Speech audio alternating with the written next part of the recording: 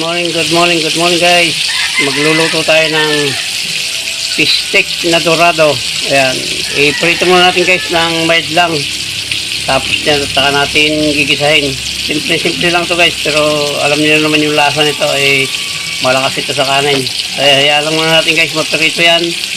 Yung ano lang, medyo mild lang na prito. At iluluto pa naman natin yan. Ayan guys, sabaliktad na. Mild na prito lang para hindi masyadong matigas. Kaya hayaan lang muna natin pamula ng kaunti yan at saka natin hahanguin bago natin igisa yan.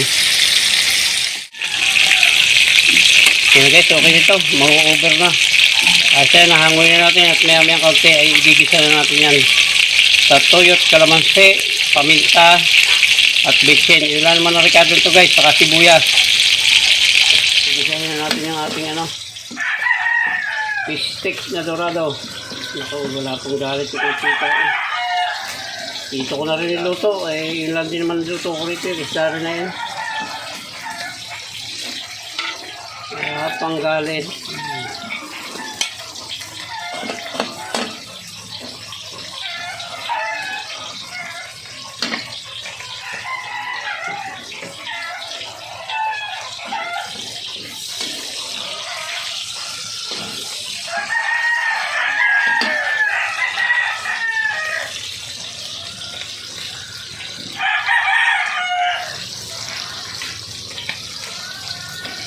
Hindi natin guys ang toyo.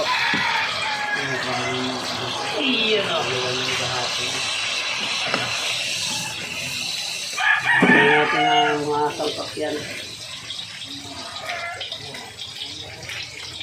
Paminta. Yan.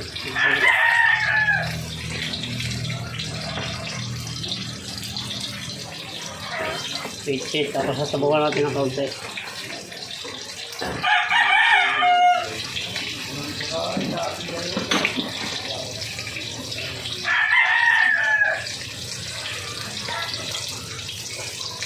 Tama na guys.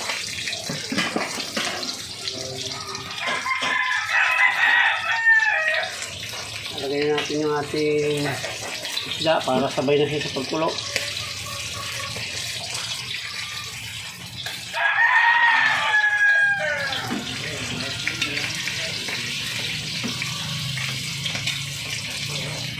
Stick dorado guys ang ating muna sa araw na ito. Walang kagalit-galit ang kalan.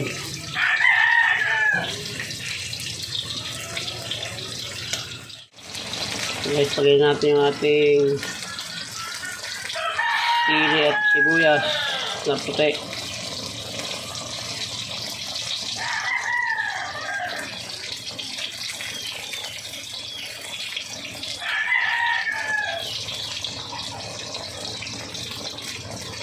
Dahon ng sibuyas.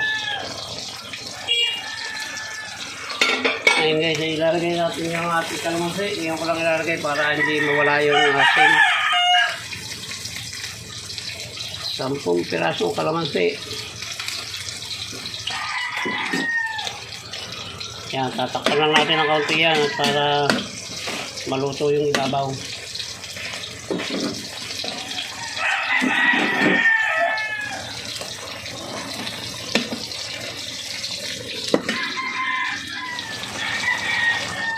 Na guys, luto na ito. Masarap yung malutong-lutong ng kaunti yung sibuyas. Yan, muli po guys ay maraming salamat sa pagsama sa akin sa pagluto ng menu na ito ng fish stick na dorado. Muli po ay maraming salamat at hanggang dito lang po. Mabuhay po kayo at mabuhay tayong lahat. Babay na po. I love you all.